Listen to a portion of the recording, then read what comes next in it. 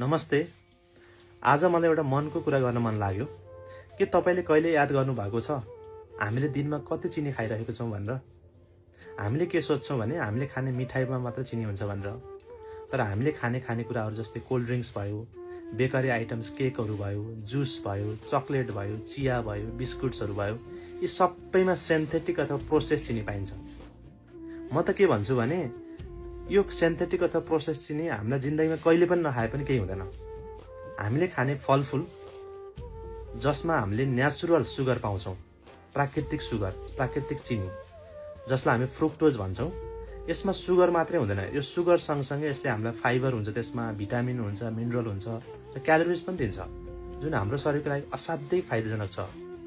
तर जुन हामीले त बाहिरबाट एडेड सुगरहरू हुन्छ, सिन्थेटिक सुगर, त्यसले हामीलाई एउटा स्वादको लत मात्रै हो, फाइदा केही पनि छैन। त्यसले क्यालोरी दिन्छ र यसको बेफाइदा के छन् भन्दाखेरि वेट बढाउँछ, तपाईको छालाहरूलाई छिटो बुढो बनाउने काम गर्छ, दाँत बिगार्छ, कोलेस्ट्रोल बढाइदिन्छ, हैन, पेट लगाइदिन्छ। त्यसको साथसाथै तपाईलाई डायबिटिज अथवा सुगर हुन सक्ने चान्स बढी हुन्छ।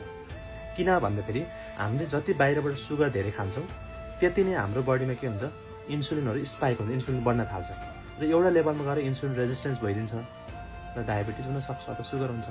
त्यसैले विश्व स्वास्थ्य संगठनले पनि सकेसम्म बाहिरको थप एडेड चिनीहरू नखानुस् भन्छ। अब हामीले के बानी बसाल्नु पर्यो भन्दाखेरि चिया खाँदाखेरि चिनी नहाली खानु पर्यो, कोल्ड ड्रिंक्सको सट्टा पानी खानु पर्यो, जुन हामीले सिन्थेटिक सुगरबाट मिठास दिन्छ त्यो हामीले प्राकृतिक जुसहरू, फलफुलबाट लिन सक्छौं।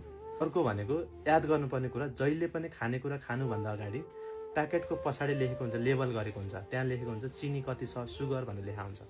त्यो जहिले पनि पढ्ने बानी बसाल्नु। अन्तमा प्रोसेस अथवा सिन्थेटिक चिनी भनेको हाम्रो आवश्यकता होइन, यो त स्वादको एउटा लत मात्रै हो। त्यसैले आजैबाट प्राकृतिक चिनी अथवा नेचुरल चिनी खाने बानी बसाल्नु। धन्यवाद।